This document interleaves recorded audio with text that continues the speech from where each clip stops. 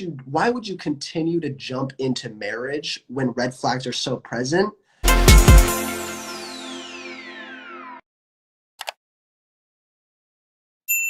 Hi loves, how are you guys doing? Hope you guys are doing absolutely fine.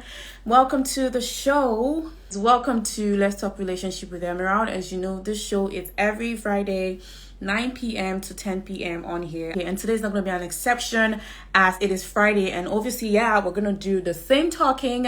And I'm not doing it alone as usual. I have Spencer join. I can't remember his surname, but Spencer will be joining me soon on here. And we're just going to kickstart. I said we're talking about, is love enough to keep a relationship going? You know, we all get to that point where everything is kind of crashing in a relationship and you actually do love this person so much, but you're asking yourself, the way that I feel about this person, is it enough to go on with this relationship? The things that I'm experiencing, the sadness that I'm experiencing, is it enough to keep this relationship going? You guys keep commenting what you think about the topic. Exactly 9 p.m. Hi. Hi. How are you doing? I am doing very good. How are you doing? I'm very well, thank you. So how was your day and how is it going with you? It's going pretty good right now. Yeah, it's crazy because it's what, 9 p.m. Yeah, in it's 9 p.m. here. Wow. Yeah, it's 1:30 p.m. where I'm at in the Oh, Pacific Northwest oh, so I live in Washington State in the United States. So it's been good. It's been a good day so far, and I'm glad that we could make this work, and I feel, honored that you would ask me to come on and be a part of it. no, I feel honored that you honor my invitation to come on here. I mean, I see your posts every time and they're so very, very educative. Like I learn a lot every time I watch what you put out there. Like I feed on it and I must say like you're doing really great and I really do like comment what you're doing. Keep it up. You're doing really great. Thank you Okay. very much. And I'm excited to have you here. I'm excited to be here. It's going to be fun. Great. Okay. I know that you're married, right? I am married. Yes. Yes. That is awesome. So that really means that whatever it is we're talking about today, now this is me talking to you guys listening. You better take what Spencer is going to be teaching out today because it's not just coming from someone who is a public speaker and a Christian creator. It's also coming from a married person who understands what we're talking about today. I would really love you to give us all you can give us about the topic today. So I'm going to start with the question, which is when you hear about love, what exactly comes to your mind? That's a great question. I think, I think love. Oftentimes, I mean, I think people associate love with feeling, right? They associate it with emotion, which I think the best parts of love do bring emotion, right? They bring joy, they bring laughter, they bring intimacy. But at the core of love, I think that what we have to understand that love is a decision and love is sacrifice, and that really is what love is. I talk about this a little bit about how if you think that love is an emotion like if you're infatuated by someone and there's passion there, love is only going to, it might be really awesome, but it's only going to be awesome for a small amount of time. It's going to be a bright flame that fades fast because we as humans, everything fades and we go through seasons of life. And so we can't look at love as just an emotion because I don't know about you, but I wake up, I have bad days, right? I have bad days. I'm grumpy sometimes. I'm hateful sometimes that I should be. I have to repent every single day because I am human and, we have sin in us. And so if we're only going off of emotion, then eventually we're going to come to a place where we face difficulty in relationships, where we face hardship. And the second that we say, wait, well, I don't feel this specific way anymore, that's when all of a sudden we decide to break up or, divorce rates in the world are so high where it's like 1 in 2 people get divorced. But I think that is because we don't look at love as a action of sacrifice and devotion. We look at it as a fleeting emotion, and when you operate that way, it's going to be a beginning and an end. So the best parts of I'm speaking in myself from my being married. I've only been married 5 years now, Ooh, and that's a long so time. yeah, That is, it's perspective obviously. So I'm learning every single day how to better love my wife. And, you know, it's love doesn't mean that we never fight. Love doesn't mean that, you know, we don't argue. Love doesn't mean that we don't have bad days, but love is in those bad days, in those arguments. I've made a decision within myself to say, hey, my bride is everything to me. I choose to love you. And so because of that, like, that's how I know that we're so stable, is because it's not based off of fleeting emotion. It's based off of the personal sacrifice that we have for one another. Yeah. Okay. I love the way that you explained love. No, I pick out two things from what you said, which is you mentioned that love is sacrifice and decision. And this is something a lot of people do not really understand. We just generally feel like love is a feeling. If you feel Mm-hmm. some type of way, I mean, when you have these butterflies in your tummy, you're like, okay, I love this Yeah. person. It's not just that. So I love the fact that you use the word sacrifice and decision. And that brings me to the next question that I want to ask you. Okay, now when we say sacrifice and decision, obviously when you meet someone, it's your decision to get involved with them, right? And then Mm-hmm. when you get involved with this person in a relationship, it gets to a point where everything is tough and you're in that position that you have to make this decision. Now I'm going to give you an example so you understand what I'm Yeah. saying. For example, I'm going to use myself. I'm dating someone, and we have dated for 4 years plus, Yeah. and Congratulations. um, no, I don't want to get that right now. You might want to listen to the story before you say Okay. that. Okay, so we have been dating for 4 years plus, and we Mm-hmm. just recently have issues that are not, it's just so hard for me to look past it, and I feel like it's just too much. Now, when you talk about sacrifice, is it enough to sacrifice because I love this person? If I understand that love is sacrifice, is it enough to sacrifice for a cheating man Yeah. and That. keep That. going into, I mean, continue that same relationship with a cheating man? Because now you spoke about sacrifice and decision, and obviously it's my decision to date this person, and I want to sacrifice because I love this person and I know he's a cheat. Is it okay to go on with that? Yeah. That is a super hard question that unfortunately a lot of people face. You Mm-hmm. know, and I think that what we have to understand about, and in my, so I'm speaking in my perspective on the biblical context of marriage. So what I'm saying is, a lot of people think that marriage will fix issues, but what I've come to realize is marriage only magnifies issues. In the terms of, some Okay. people think, you know, so for instance, if somebody's dating somebody that is not faithful to them in the dating season, I think sometimes it's easy for them to try and say, okay, well, if we get married, then this is going to change. That's going to be the fix, Mm-hmm. when that is rarely the case. And this is one of those things that it might not be the most popular decision. I say this all the time. Like, whenever I'm talking to somebody dating and there's really big red flags, I always say, why would you continue to jump into marriage when red flags are so present? Because once you're married, you're married. You know, like, once you're, it's not like, hey, let's get married, and then a couple weeks from now you think, never mind, I don't want to be married anymore. No, like, marriage is a commitment. So if there's a lot of red flags in your dating life, then why would you take that next step to get married instead of, hey, fixing the issues in your dating life, or even taking a step back and breaking up with somebody and say, hey, you need to get healthy too? Because a lot of times, you know, if we are talking about someone being unfaithful, or, you know, you could talk about a number of different issues that people might have in dating relationships.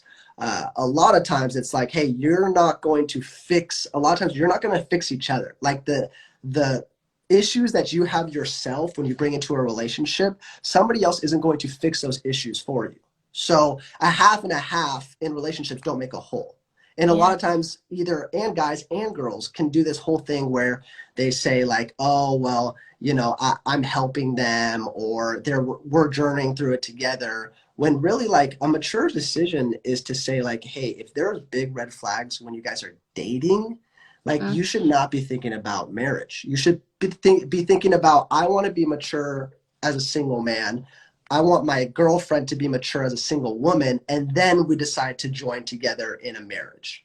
And so, you know, I've counseled a few different people where there's red flags in terms of, like, unfaithfulness in a dating relationship. And I mean, my personal opinion is, like, you do not want to be in a relationship with somebody with an ongoing issue like that.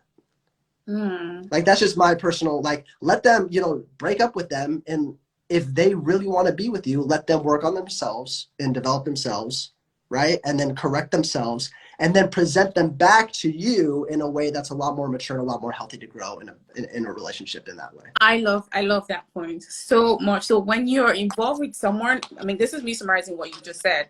If you're involved with someone and you're seeing the red flags, and because you love this person doesn't mean that you have to stay there.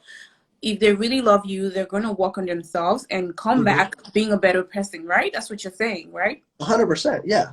Okay. And it's like a lot of people date out of a fear motivation in terms of, I don't know if I'll be able to find somebody better than this person.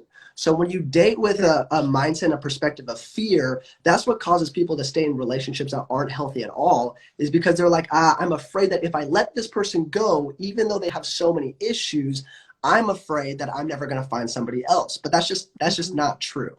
Like, every single person deserves to be with somebody that loves them, that sacrifices for them, that puts them before themselves in a selfless manner. So if you are only in a relationship, in the deep down, you're only in it because of a fearful heart of like, oh, I'm afraid to let this person go because of what that means, then that probably is a sign for you to really think about your relationship and why you're actually in it. Oh, great point. I really love the way that you're explaining everything. Now, the next question that I have for you is now I know that you're a Christian creator, right? So this question has to do with what God Mm-hmm. says Yeah. to us. I mean, how he says we should love. Because I remember talking to someone and the person was saying that because someone is got a bad behavior doesn't mean that you have to I mean, like let go of them because of the bad behavior. Take for example someone who's temperamental.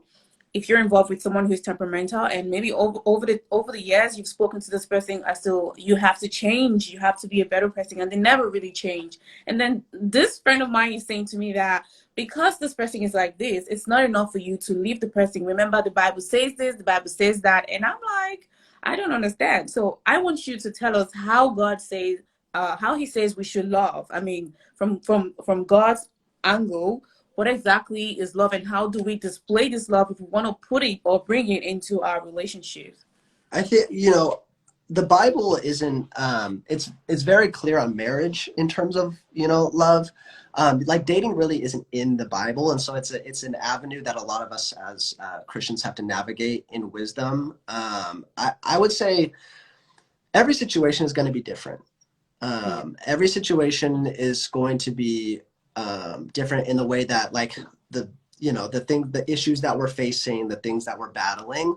And my approach to dating and to love is we have to walk in the discernment that the Holy Spirit gives us. And so, and that's another reason why you need, in a relationship, you really need wise counsel. You Okay. need, like, people that are married that you can go to and ask questions to, because a single person or somebody that's dating can go ask another couple that's dating questions. But I always want to model my life of, like, I'm going to be asking questions to people that have already been and gone through and overcome the seasons that I'm currently in. Oh, that's you know great. Yeah. so so for instance, like, my wife and I, as we're talking more about kids in the future and the potential of having kids, we want to start surrounding ourselves with people that we look up to that are parents, because it's like, i'm Mm-hmm. not going to i'm not going to get parent advice from somebody that doesn't have kids. That doesn't make any sense. So in terms of what you're talking about, of, what is love, what is, you should dump him, you shouldn't dump him, you should work through it, you shouldn't work through it. I think that has a lot to do with getting really great wise counsel around you, because Oh, oftentimes we can't see clearly because we're blinded by our affection, at times. And that's just, we can blind ourselves and say and look at the best in people. And because yeah. of that, we can't really trust ourselves alone at times. We need outside voices and people that we respect to speak into our lives and tell us, oh, I think that is something that you should work through, or hey, that's a big red flag. Maybe you guys should like take a break and separate and work on this, because I think that's one of God's greatest gifts is community around us. So to be able to have community that can speak into situations that we might not be clear on is so big when it comes to love, when it comes to relationships. Because I mean, you probably know it too. I know it too. Like, relationships make people crazy. They make people Yeah, so they make people so irrational. They make people so like, where you're looking at them and you're like, how could you possibly be thinking? How could you possibly be with that guy? How could you possibly be with that girl? It just makes us irrational as people, that's because true. that's what affection does to us. So we need those people around us, that wise counsel, to be able to speak into our lives. Okay, now let me ask you the topic for today, which is love actually enough? So, what do you think about the topic, which is love actually enough to hold a relationship or to keep a marriage even? Because I know we have married people on here that are listening to what we're saying. So, is it actually enough to keep a breaking marriage or a breaking relationship? Yeah, I mean, honestly, I think love is the thing that keeps a relationship. Like love, because like if we're gonna go back to what I said before, right? Love is a sacrifice and a decision. So it's no matter what, I'm here, I'm there for you, I'm with you, I'm journeying with you. And that's me personally speaking in a context of like marriage, Okay. like in my marriage with Adrian. And biblically, if we look at relationships and marriages biblically, like there's no grounds for divorce besides like adultery. And so Yeah, that's true. um, we have to like, that's why I always say like love is the only thing that is enough to keep you together, because it's sacrifice and it's compromise and it's putting the other person before you. And the Yeah. second that we get selfish in a relationship is the second that you will really start to see it suffer. Mm, But then again, that's why you have to find the right person, because if you're being super selfless, putting the other person first, but they're not being selfless and putting you first, right? It creates a really improper power dynamic in the relationship. mm, So, love in the purest form by both parties is, I choose to love you, I put you first. I choose to love you, I put you first. That's a great recipe for a relationship. mm, And that's why it has to be, the Bible talks about being equally yoked with one another. So that's why yeah. you have to be able to discern, is this person mature? Is this person somebody that I want to sacrifice for and put first? And are they going to do the same for me? Mm-hmm. And so to the question, I mean, I put love over everything. I mean, I think love is like, when I talk about love in terms of a choice and a sacrifice, it's like not like it's like, that doesn't sound romantic. It's like love is a choice. It doesn't sound super romantic, but what ends up happening in a relationship where you do choose the other person, it's like, when I sacrifice for my wife, when I choose her, like that helps us grow together. It helps us become more intimate with one another. It helps us love each other. Like, we have more fun, we laugh together. And so, because when you start dying to yourself and you Yeah. realize how selfish you are, and you start elevating somebody else, it just creates a really great environment for love and communication and intimacy and fun to kind of flourish in that. So I would That's say, don't think about anything besides when you're loving somebody else in a relationship, because if you're not willing to sacrifice them for them, and if you're not willing to choose them in a relationship, then they're not worth being in. And I like the part where you said that it's not just you, I mean, choosing this person and sacrificing for this person. They have to also come through as well. So if you have chosen to, sacrifice and, all of that, and they're not coming through, then it's just not good for you, right? I like the fact that you said Correct. when you're involved with someone and you have seen that the both of you are not compatible together, it's not just working out and you have decided to go your separate ways. how do you hmm forgive how do you forgive and you know not hate this person? Like, take for example, I'm dating someone and I'm saying to you that it's not going to work. I can't do this anymore. How do I leave that relationship and not fighting that person, still being in peace in a peaceful, healthy, whatever with the person. Do you get what I mean? Yeah, no, definitely. I mean, breakups are, they're never easy. I always like if somebody goes through a breakup and it's like super chill for them and it's easy, it's kind of like, were you even invested in the relationship at all at that point?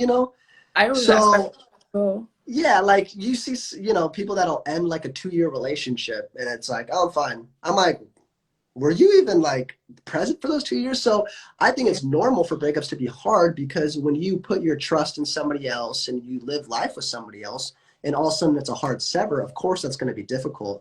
And I love what you said of like forgiveness. That is a huge aspect of it. mm-hmm, I think part of it is, I mean, I always go back to this, but having great people around you that'll help you. mm, If there is healing, then seeing a counselor if you have to journey through that. But what's helped me is the honestly, I mean, obviously the Holy Spirit and prayer and my relationship with the Lord has helped me because it's just shown such a light to me of like, okay, if I'm dealing with all my issues and God forgives me for everything, I have margin to forgive other people. that's Like true. as much as somebody else in this life has hurt me, I have done equal acts against God. So if God looks down on me and says, "Wow, like I forgive you," and I give you grace to move forward in your life, then why it's selfish of me to think that I can't extend that to other people. But it is a process. It is tough. It is hard to let people go.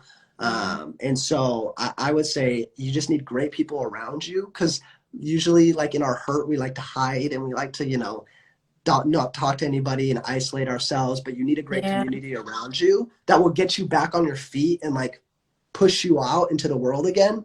And then you also need real healing in your life. Like if there's like emotional damage that's there, like you need to be able to see a professional about that. And also just your relationship with the Lord. The closer that you get to God and the closer that you understand the love and grace that He has for us, the much easier it'll be for us to be able to forgive other people. all right. Speaking about forgiving that we're talking about, what about in a case where you're willing to forgive and this person has never, I mean, asked for forgiveness? How do you do it? Mhm. How do you without people, I mean, forgive people that are not even, they're not even sorry. They're just there. They don't care whether or not you forgive them. How do you forgive them? Yeah, and that is a big thing because that happens too. Of like somebody breaks up with somebody else, and this person's just a jerk, and they're not remorseful, and that makes it even more difficult. But I think that we have to realize that forgiveness isn't for like if forgiveness isn't for the other person. Forgiveness is for you. Like, Oh, forgiveness is for you to move on. Forgiveness is for you to see clearly. It has everything to do with us. And so we could in our hearts say, I forgive you, and they could spit in our face and say, I don't care. But at the end of the day, that's a burden that they're going to have to carry and walk with. And the emotional and the spiritual, just freeing that forgiveness gives us is what we ought to focus on. okay. Okay, so I have one last question for you, and then I'm going to take questions from here because I feel like people are asking questions as well. So the Yeah, last great. question I have to ask you is now when you uh, coming to an agreement with everything that you've been saying here, someone who is in a relationship and you are seeing all the red flags. I know you've mentioned a few of them, right? But when exactly do you, what are some of the signs that you see in a relationship and you know that this this is not just healthy anymore and it's not even about love now. I need to move on. Can you tell us some of the signs you would see in a relationship and then you're like, this is just it. I can't do this anymore. I have to go. I think there's a couple different things about a healthy relationship. I think number one would be look at has your life grown or has it shrunk from being with somebody else? And what I Mm, mean by that is a lot of times when I see an unhealthy couple, uh, they usually know that they're unhealthy, even though they don't verbalize it. Like you kind of know in your heart of hearts, like this isn't a healthy relationship. And Yeah. so what happens like naturally with people is if they are acting in a way that they don't think is correct, what we tend to hide, we tend to retreat, we tend to, so by expanding or growing or shrinking, you know, a lot of it's very rare for me to see a very healthy couple, or sorry, it's very hard for me to see a unhealthy couple that expands their community when they're dating, because Oh, they have the desire to hide more. So they stop hanging out with their friends, they stop yeah. going around family. It's only them two all the time. You know, people call it like a couples cult, and so it's like Mm. they become a couples cult where it's like they only are with one another. That's a huge red flag to me, because to Okay. me that says you're probably hiding something from other people. Otherwise, if your relationship is flourishing and is growing, you have the natural desire to share that with everybody, to share your spouse. Like, you know, I always, you know, if I hear about some, you know, when my friends or somebody I know, if they're like, oh yeah, I'm dating this person, and I think in my head, I haven't, where? Like, I haven't seen that person. The That's a person, big yeah. red flag. Like, why aren't you bringing him around friends and family at that point? So that would be a big red flag, to me at least, of like, look at your community. Has it grown or has it shrunk since being together?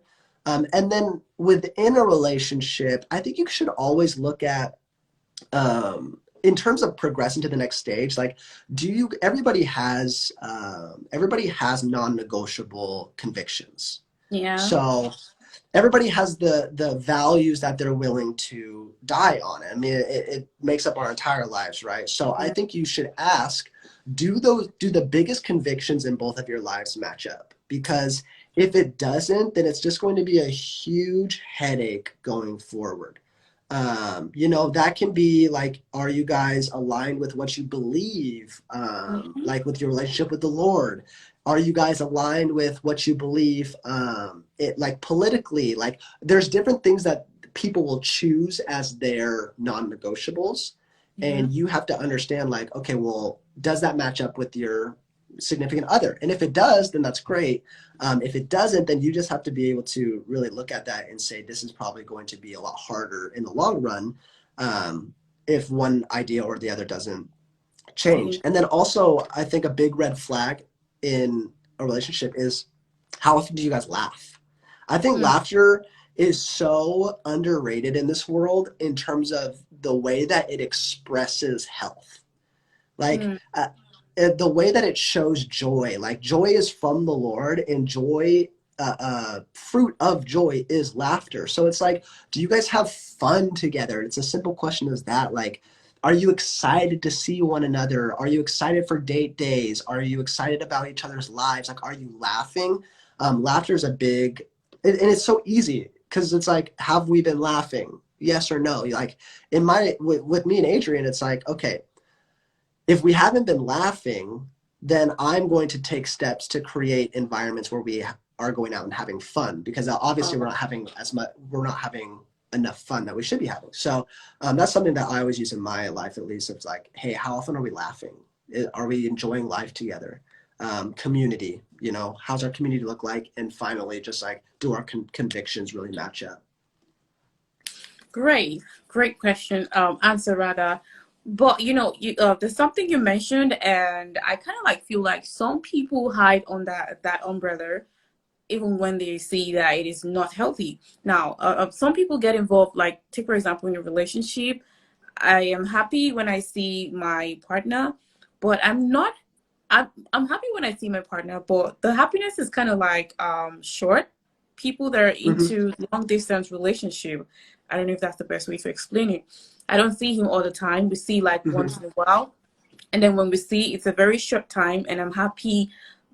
Let's say if we're seeing for 3 days, I'm happy 2 days, or maybe one day out of the 3 days. I'm so happy, and I feel satisfied in that.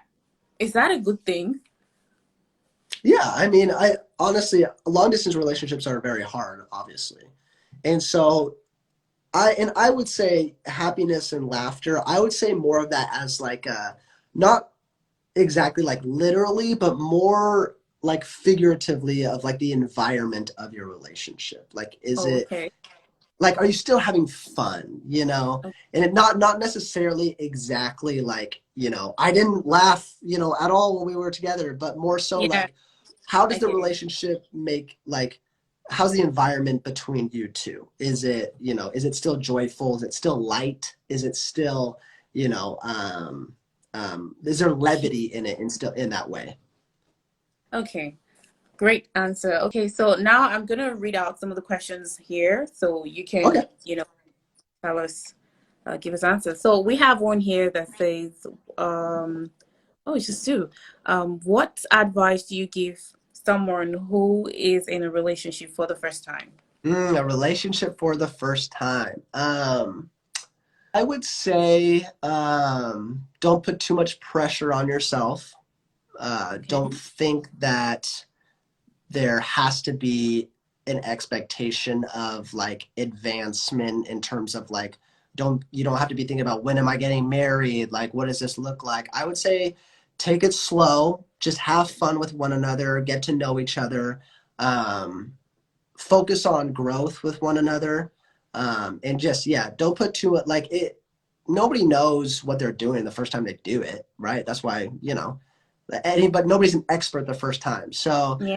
give yourself a little bit of grace, and give your partner a little bit of grace when it comes to like shortcomings, because you're learning. So I would say don't pressure yourself too much. Just have fun with it, and just work on the next step forward rather than leaps and bounds.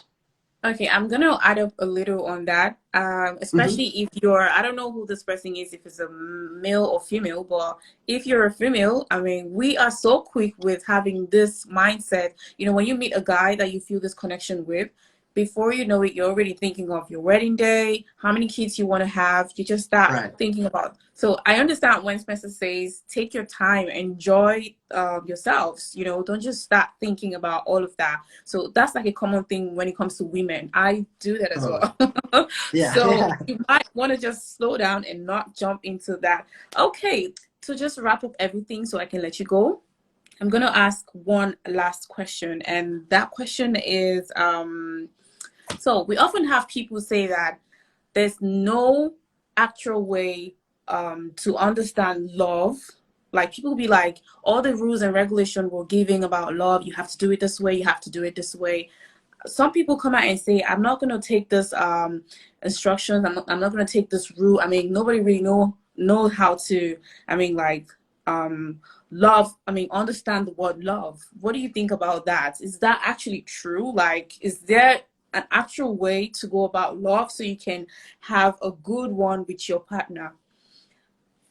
I think that there is definitive measures of love. I think Okay. the danger by saying that there is no definitive measures of love is that love then becomes whatever we want it to become, and it gets manipulated Yeah. into being something that's totally not true, that doesn't bear any fruit in our lives. So I definitely think love is definable. It does have restrictions. It does have guidelines, and because it helps us to properly walk in love.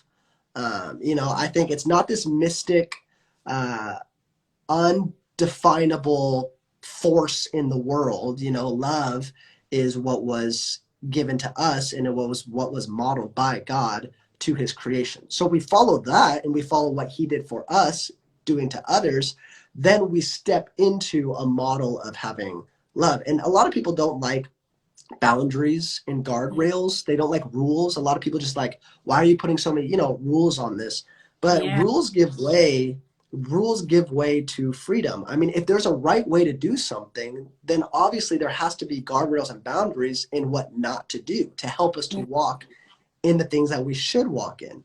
And so, if you're looking for the definition of love, I mean, turn to the Bible and start reading the Gospels, and start reading about Jesus's life and how he acted towards other people and what he did, Yeah. because that is the truest definition of love. Thank you so much. But okay, you guys, that was Spencer, and very fast. And I love the way he dished out all of this information, all the questions that I asked. I know that the questions that I asked, some of you want to get answers on that same questions as well. And I've learned a lot. Now I'm gonna just point out some of the things he said that I feel like a lot of us should put in our heads and never forget it. Now, he mentioned that if you're involved with someone and they got some you've noticed some red flags, it's best for you to let them go, tell them about it, let them go. Someone who really loves you and want to work out things with you would change and be a better person and come back to you. But if they keep insisting to remain the way they are, they're not willing to change, then that is a red flag. You just have to, you know, find a way to get off that relationship. It's not going to help you. Now, another thing he mentioned is that love is sacrifice and love is decision. I want people to really understand this. A lot of us just feel like love is the butterfly you feel in your tummy. No, it's just more than that. Sacrifice and decision. You have to be able to sacrifice. You have to be able to make the decisions when it gets tough. So that is love, okay? In a nutshell. He also mentioned that if you're putting in all the work in your relationship with your partner, putting in all this work, you know, and at the end of the day, they're not giving you the same energy that you're giving, don't lie to yourself. Move, come out of it so you can be grateful at the end of the day. And then he actually mentioned a lot of things, you know, and these are the ones that I actually pointed out because I want to talk about it. And then he also mentioned that if you're involved with someone, I mean your partner, the things to look out for to know that this is not working, I don't think this is going to work. Things like are you growing in that relationship? Look around you, your community. Do you think you're doing well? Are you really happy? Are you guys hiding? I remember when I left my previous relationship, you know, when we got talking again, I was like, I don't want to go out with you. I don't want people to see the both of us. That's because I'm hiding. And that was just not cool for me. And that was me. So I just realized that for me to be hiding, that means this is not just real, right? So I just had to tell myself the truth. You can't be here because you don't really want to be here. You're just here because maybe you want to make someone feel happy. But for you to be hiding, you don't want people to know that you're involved with this person, then certainly it's not just healthy. Thank you guys so much for joining. I will see you guys next week, Friday, with another awesome topic with our guest. So you must come because that one is really awesome. I'll see you guys. It's your girl, Emerald. I'll see you guys on Friday. Stay happy.